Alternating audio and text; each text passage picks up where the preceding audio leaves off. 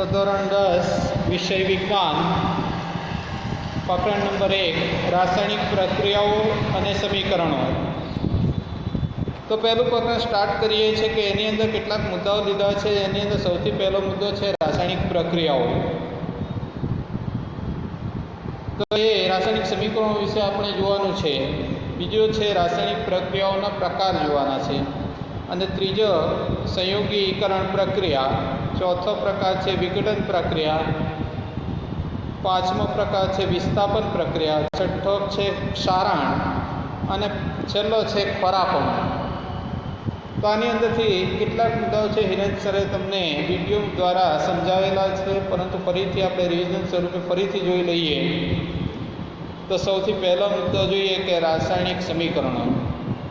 तो आ रासायणिक समीकरणों नी अंदर सौथी पहला केटलीक रोजिंदा जीवन की अंदर अपना घर की अंदर थती केटलीक रासायणिक प्रक्रियाओं विषे आपणे जोवानुं छे।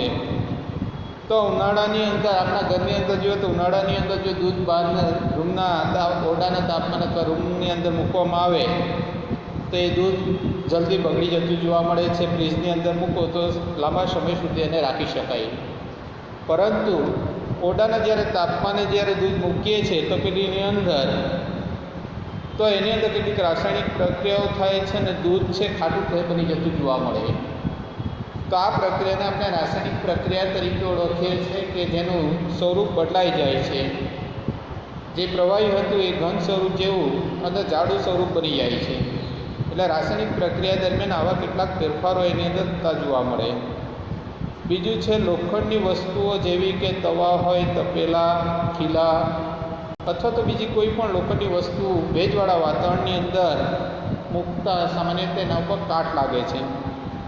तो आ काट लागवानी प्रक्रिया है ये पण रासायणिक प्रक्रिया है कि जेनी अंदर भेजवाड़ा वातावरण अंदर आवी प्रक्रियाओ थती जोवा मळे छे। आवी घरनी अंदर बारी होय कि तेना उपर ग्रील लगावेली होय लोखंडनी तो एना उपर पण आपणे आवो काट लागतो जोई शकीए छीए। ते तमकीरिया रंगनो होय छे। त्यार पछी द्राक्षનું આથવણ થવું। દ્રાક્ષને જો આપણે આથવણ કરવું હોય તો આથવણ થઈ શકે છે અને એની અંદરથી આલ્કોહોલ સ્વરૂપ બનાવી શકાય છે। ખોરાકનું રાંધવું। ખોરાક આપણે શરૂઆતની અંદર ઘન સ્વરૂપમાં હોય પછી એને રાંધીએ પછી નરમ સ્વરૂપ પ્રાપ્ત કરી શકીએ, એટલે એ પણ એક રાસાયણિક પ્રક્રિયા તરીકે ઓળખવામાં આવે છે। શરીરમાં ખોરાકનું પાચન થવું। જ્યારે આપણે ખોરાક ખાઈએ છીએ તે સ્વરૂપ में ખોરાક આપણા શરીરની અંદર રહેતો નથી, પરંતુ એની અંદર કેટલીક રાસાયણિક પ્રક્રિયાઓ થાય, વિટામિન, પ્રોટીન, ચરબી આ બધું અલગ થઈ જાય અને જે ઉપયોગી પદાર્થો હોય એ આપણા શરીરમાં ઉપયોગમાં લેવામાં આવે છે। બાકીના પદાર્થો ઉત્સર્જક દ્રવ્યો અથવા તો ઉત્સર્જન ક્રિયા દ્વારા આપણે દૂર કરીએ છીએ। તો એ પણ એક રાસાયણિક પ્રક્રિયા તરીકે ઓળખવામાં આવે છે। ત્યાર પછી શ્વાસોશ્વાસ દરમિયાન થતી ક્રિયા છે એને પણ આપણે रासायनिक प्रक्रिया तरीके ओळखवामां आवे छे। तो आ बधी प्रक्रियाओनी आकृति पण बाजुमां बतावी छे। दूधनी तपेली छे एनी अंदर दूध छे बगड़ी जतुं जोवा मळशे।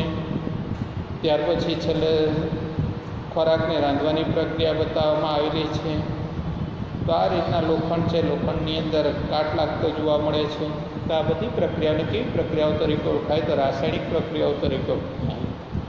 એટલે પરીક્ષાની અંદર જ્યારે સવાલ પૂછાય કે રોજિંદા જીવનમાં જોવા મળતી અથવા તો થતી રાસાયણિક પ્રક્રિયાઓ લખો તો આ બધી પ્રક્રિયાઓ તમે લખી શકશો। બીજો સવાલ છે રાસાયણિક પ્રક્રિયા દરમિયાન કેવા ફેરફારો જોવા મળે। તો ઉપર કેટલાક આપણે ઉદાહરણો જોયા છે। તો સૌથી પહેલાં તો એના ભૌતિક અવસ્થા બદલાઈ શકે।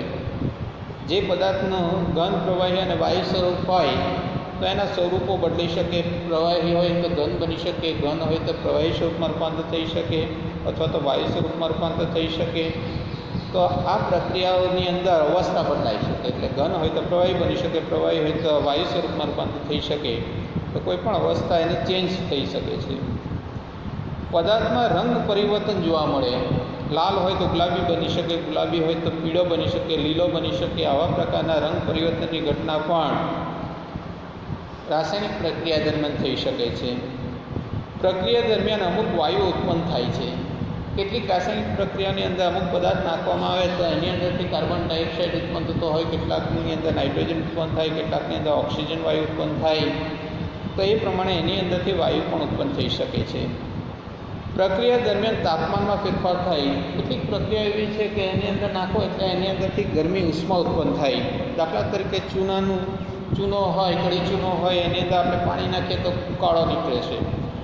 અને જે કંઈ વાસણમાં આપણે ચૂનાને બોળીએ છીએ તો વાસણ પણ ગરમ થઈ જતું જોવા મળે છે.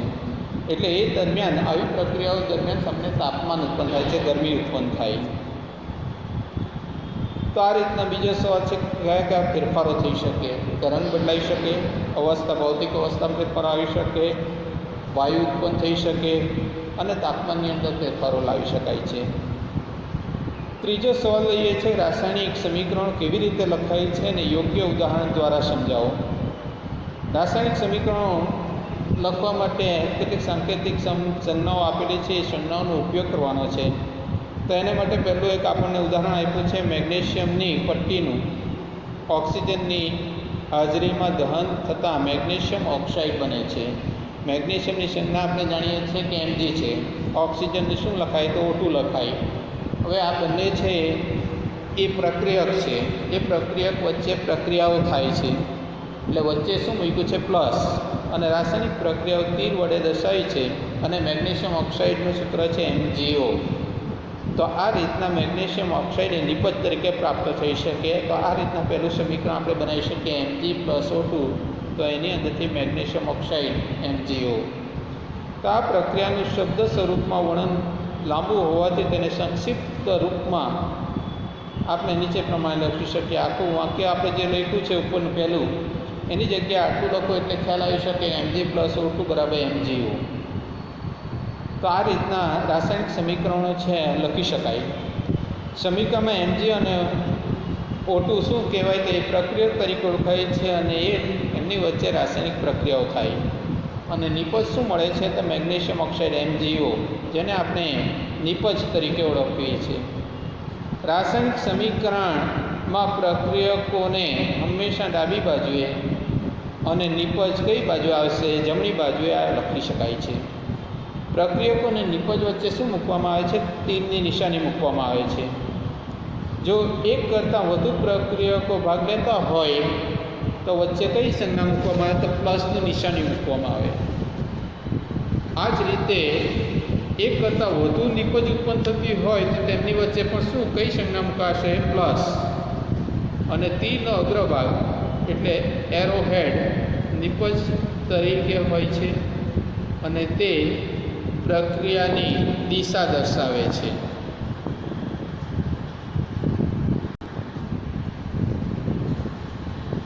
આગળનો પ્રશ્ન વિદ્યાર્થી મિત્રો જોઈએ. અસંતુલિત રાસાયણિક સમીકરણ કોને કહેવાય? તો જે રાસાયણિક સમીકરણમાં દરેક તત્વના પરમાણુની સંખ્યા સમાન ન હોય તો તેવા રાસાયણિક સમીકરણને અસંતુલિત રાસાયણિક સમીકરણ કહે છે. ઉદાહરણ તરીકે મેગ્નેશિયમ એટલે Mg પ્લસ ઓક્સિજન એટલે O2 રાસાયણિક પ્રક્રિયા થઈ મેગ્નેશિયમ ઓક્સાઇડ બને છે એટલે MgO બને છે. તો એની અંદર જુઓ તો પરમાણુની સંખ્યા બંને બાજુ સરખી નથી. મેગ્નેશિયમની સરખી છે Mg, તો Mg બંને બાજુ છે, પણ ઓક્સિજન જુઓ તો એક બાજુ O2 છે અને એક બાજુ ઓક્સિજન O છે. એટલે પરમાણુની સંખ્યા સમાન નથી. આ ઉપરાંત એમનું દ્રવ્યમાન પણ કેવું બદલાઈ જશે.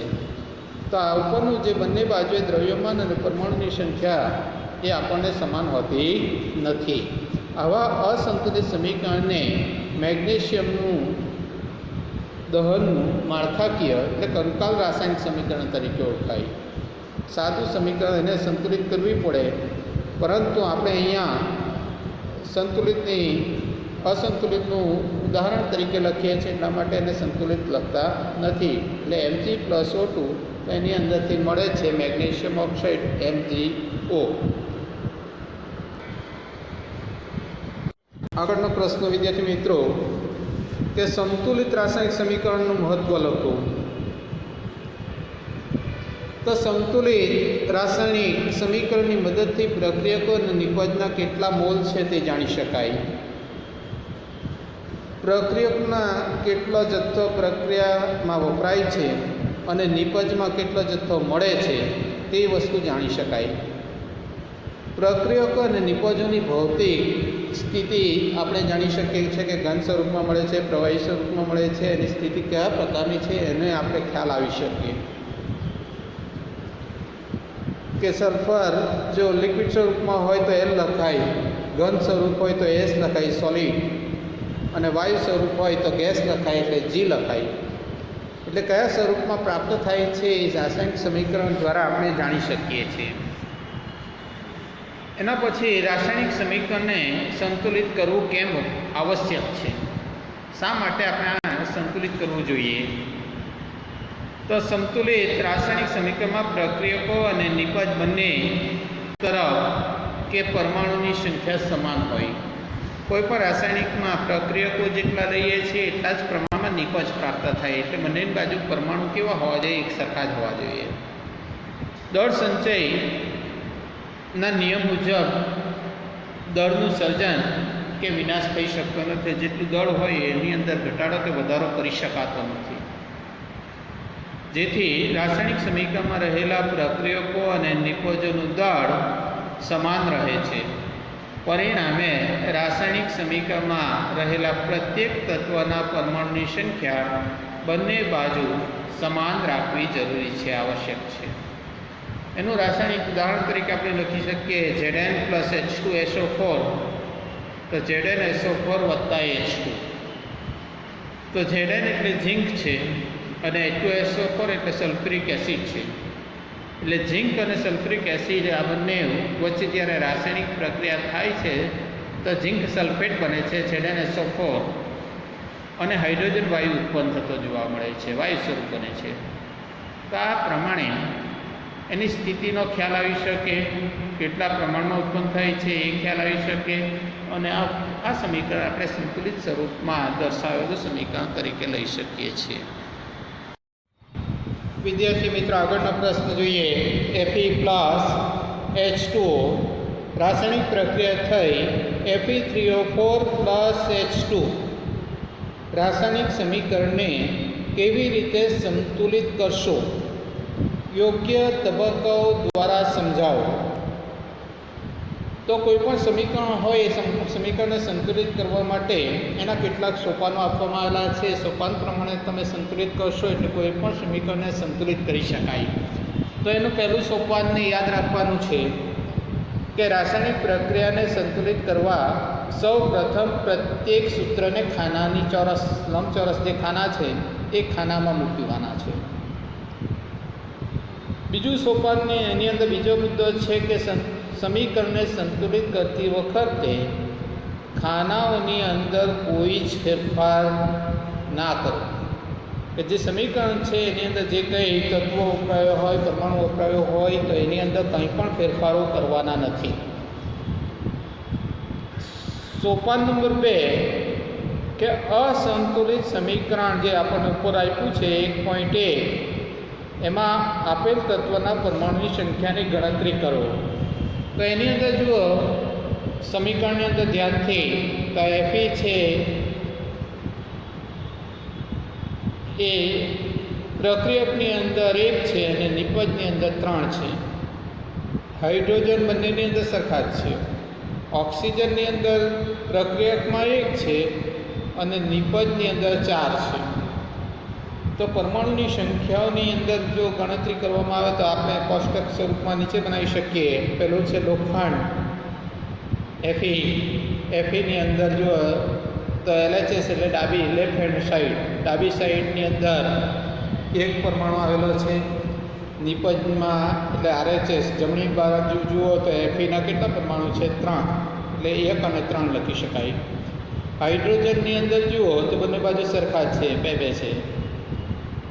ઓક્સિજનની અંદર જુઓ તો પ્રક્રિયકમાં એટલે LHS ડાબી બાજુ જુઓ તો સામાન્ય રીતે ઓક્સિજન 1 છે અને જમણી બાજુ જુઓ એટલે 4 છે.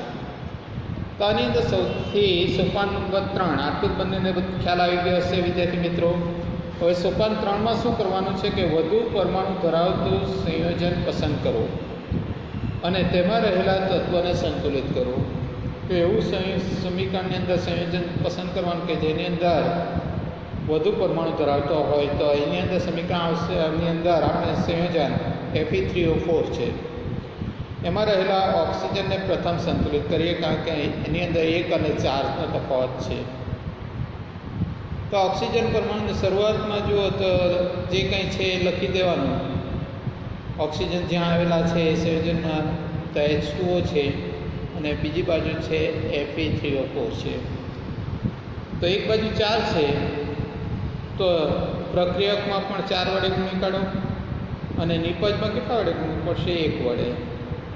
તો અહીં યાદ રાખો કે પરમાણુની સંખ્યા સમાન કરવામાં આવે ત્યારે રાસાયણિક સૂત્રમાં ફેરફાર કરવો નહીં. જે કંઈ સૂત્ર આપેલું છે એ સૂત્રમાં તમારે કોઈ પણ પ્રકારનો ફેરફાર કરી શકશો નહીં.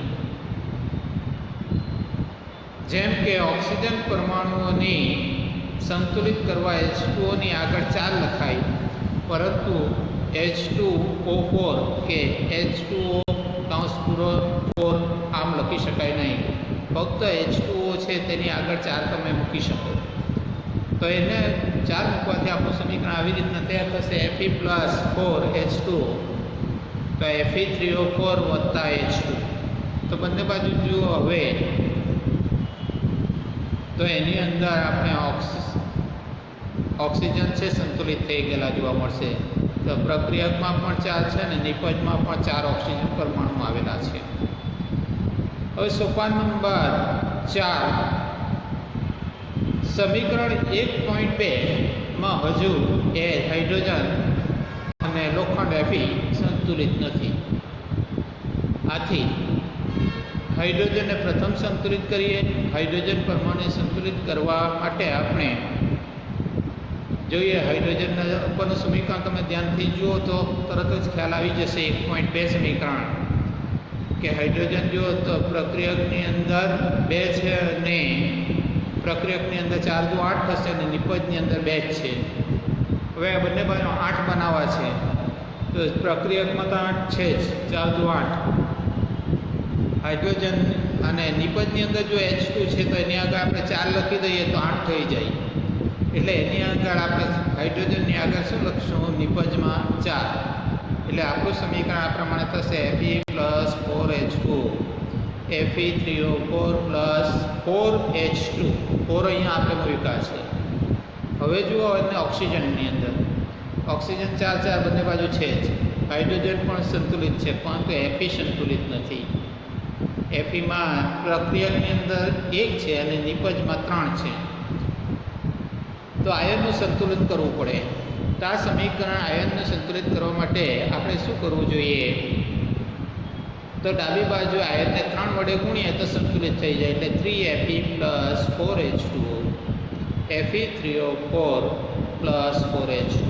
તો આ રીતના આખું સંતુલિત સમીકરણ આપણે પ્રાપ્ત કરી શકીએ, જેની અંદર પ્રક્રિયકમાં પરમાણુની સંખ્યા સરખી છે અને નિપજની અંદર પણ પરમાણુની સંખ્યા સરખી છે. તો આ રીતના આપણે સમીકરણ સંતુલિત સ્વરૂપ બનાવી શકીએ છીએ. સમીકરણ 1.4માં બંને બાજુ રહેલા પરમાણુની સંખ્યા સમાન છે, જેને સંતુલિત સમીકરણ કહે છે. રાસાયણિક સમીકરણોને સંતુલિત કરવાની આ પદ્ધતિને હીટ એન્ડ ટ્રાયલ વિધિ કહે છે. નામ યાદ રાખવાનું છે: હીટ એન્ડ ટ્રાયલ વિધિ. 7મું સોપાન છે. તો એ સોપાનની અંદર આપણે એની ભૌતિક પરિસ્થિતિ વિશે વાત કરવાની છે કે પદાર્થની અંદર ભૌતિક અવસ્થા દર્શાવતી સંજ્ઞાનો ઉપયોગ કરી શકાય. બધા સમીકરણની અંદર આપણે કરતા નથી, પરંતુ કેટલાક સમીકરણની અંદર આપણે પ્રવાહી માટે L લખીએ છીએ, વાયુ માટે G લખીએ છીએ અને ઘન સ્વરૂપ માટે S લખીએ. અને જલીય દ્રાવણ જ્યારે બનાવવામાં આવે, જલીય દ્રાવણ એટલે ખાંડ કે મીઠું હોય પાણીમાં નાખો અને જે દ્રાવણ બને એનું દ્રાવણનું નામ છે જલીય દ્રાવણ. તો એની અંદર AQ લખવામાં આવે છે. હવે સમીકરણ ઉપરનું જે સમીકરણ છે એ લીધું છે. તો લોખંડ કયા સ્વરૂપમાં હોય? Fe એટલે સોલિડ સ્વરૂપમાં હોય એટલે S લખી શકાય. પાણી છે અહીંયા પ્રવાહી લીધું નથી પરંતુ વાયુ સ્વરૂપમાં લીધું છે એટલે G લખાય. બાષ્પ સ્વરૂપમાં છે એટલા માટે. અને Fe3O4 એ સોલિડ સ્વરૂપમાં ઘન સ્વરૂપમાં છે એટલા માટે S લખાશે. અને હાઇડ્રોજન એ વાયુ સ્વરૂપમાં છે એટલે G લખાય. ઘણી વખત પ્રક્રિયાને પરિસ્થિતિઓ જેવી કે તાપમાન હોય, દબાણ હોય, ઉદ્દીપક વગેરે પર તીરની ઉપર અથવા નીચે પણ કેટલાક પ્રમાણમાં લખી શકાય. દાખલા તરીકે ઉદાહરણ સમીકરણ આપ્યું છે, કાર્બન મોનોક્સાઇડ એટલે CO ગેસ સ્વરૂપમાં છે, પ્લસ 2H2 હાઇડ્રોજન ગેસ સ્વરૂપમાં છે, 340 વાતાવરણના દબાણે મિથેનોલ બને છે, CH3OH. તો આવા જ પ્રકારના સમીકરણ તમે જાતે પણ બનાવી શકો. એવી જ એક રાસાયણિક બીજી પ્રક્રિયા પણ આપી છે કે જેની અંદર કાર્બન ડાયોક્સાઇડ લીધો છે પ્લસ પાણી. કાર્બન ડાયોક્સાઇડનું જલીય દ્રાવણ છે એટલે H2 લખાયું, પાણી એ દ્રવ્ય સ્વરૂપમાં છે એટલે L લખાય. સૂર્યપ્રકાશની હાજરીની અંદર ક્લોરોફિલ તો ગ્લુકોઝ સ્વરૂપમાં C6H12O6 એ જલીય સ્વરૂપમાં મળે છે એટલે AQ લખાશે. ઓક્સિજન એ જલીય સ્વરૂપમાં મળે એટલે AQ લખાય. પાણી એ લિક્વિડ સ્વરૂપમાં મળે એટલે L લખાય. તો આ પ્રમાણે રાસાયણિક પ્રક્રિયાને સંતુલન સ્વરૂપમાં લાવી શકાય છે.